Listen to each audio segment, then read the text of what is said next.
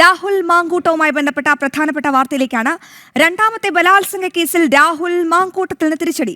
രാഹുലിന്റെ അറസ്റ്റിന് വിലക്കില്ല. തിരുവനന്തപുരം സെഷൻസ് കോടതിയുടേതാണ് ഉത്തരവ്. മുൻകൂർ ജാമ്യ ഹർജി തിങ്കളാഴ്ച വീണ്ടും പരിഗണിക്കും.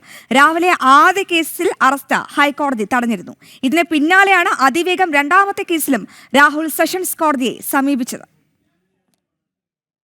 രണ്ടാമത്തെ കേസിൽ രാഹുൽ മാങ്കൂട്ടത്തിന്റെ മുൻകൂർ ജാമ്യാപേക്ഷ സെഷൻസ് കോടതി ഡിസംബർ 8 പരിഗണിക്കും. കേസിൽ രാഹുലിന്റെ അറസ്റ്റ് കോടതി തടഞ്ഞിട്ടില്ല. വിശദമായ പോലീസ് റിപ്പോർട്ട് തിങ്കളാഴ്ച സമർപ്പിക്കണമെന്ന് കോടതി പ്രോസിക്യൂഷനോട് നിർദ്ദേശിച്ചിട്ടുണ്ട്.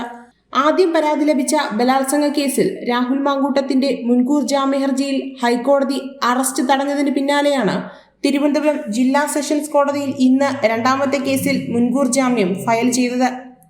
ഹൈക്കോടതി ഉത്തരവ് വന്നതിന് തൊട്ടു പിന്നാലെ അഭിഭാഷകനായ ശാസ്തമംഗലം അജിത് കുമാറാണ് രണ്ടാമത്തെ ബലാത്സംഗ കേസിൽ മുൻകൂർ ജാമ്യ ഹർജി ഫയൽ ചെയ്തത്. കോടതി അത് ഫയലിൽ സ്വീകരിച്ചു. ഉച്ചയ്ക്ക് 2:45 കോടതി കേസ് പരിഗണിച്ചത്.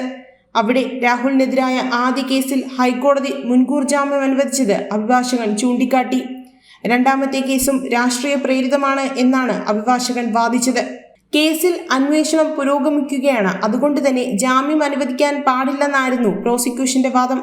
കേസിൽ വാദം കേട്ട ശേഷം കോടതി രാഹുലിന്റെ അറസ്റ്റ് തടഞ്ഞില്ല എന്നതാണ് നിർണായകം. മൊഴി രേഖപ്പെടുത്തുന്നതുവരെ അറസ്റ്റ് നടപടികൾ ഉണ്ടാകില്ല എന്നാണ് വിവരം. തിങ്കളാഴ്ചയ്ക്കകം കേസിൽ വിശദമായ പോലീസ് റിപ്പോർട്ട് സമർപ്പിക്കാൻ കോടതി പ്രോസിക്യൂഷനോട് നിർദ്ദേശിച്ചിട്ടുണ്ട്. ജനം, തിരുവനന്തപുരം.